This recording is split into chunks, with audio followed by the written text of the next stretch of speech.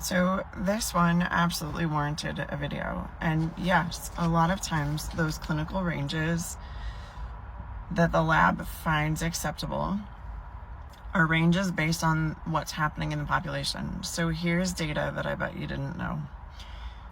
Also in that report, research that the CDC published on the first 500,000 people,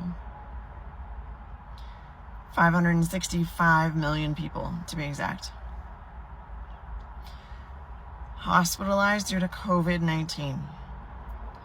The largest single common denominator was that they were on a statin drug.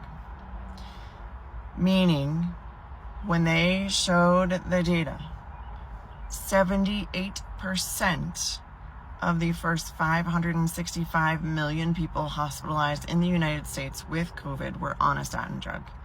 So, if we just take that and we then look at what the normals are, 78% of the population, if we extrapolate that out, is on a statin drug.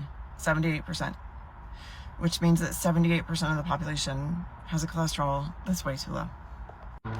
And I can tell you that in the lab work that I look at and somebody comes in and they're on a statin drug, sure enough, their cholesterol isn't much above usually 130.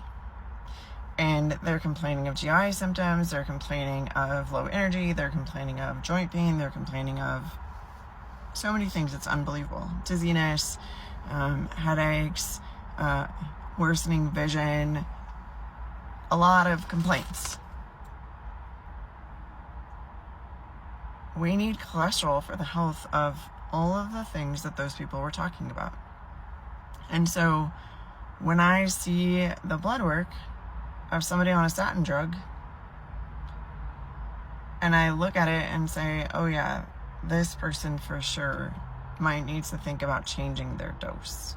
And that's a conversation we need to have with our doctor, because now the normal range is zero cholesterol to 160. All of the clients that I've ever seen that have had a bowel obstruction have had a cholesterol below 140. Every single one of them. So yeah, the normatives are formed based on the population.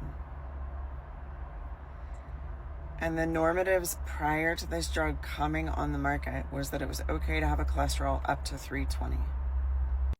And here's a stat that nobody wants you to hear, so I'm going to say it as many times as I need to. In 1950, the number one cause of all mortality in the United States was heart disease. In 2023, the number one cause of all mortality in the United States, still heart disease. When you now know that 78% of the population, maybe it's only 70%, above the age of 40 is on a statin drug.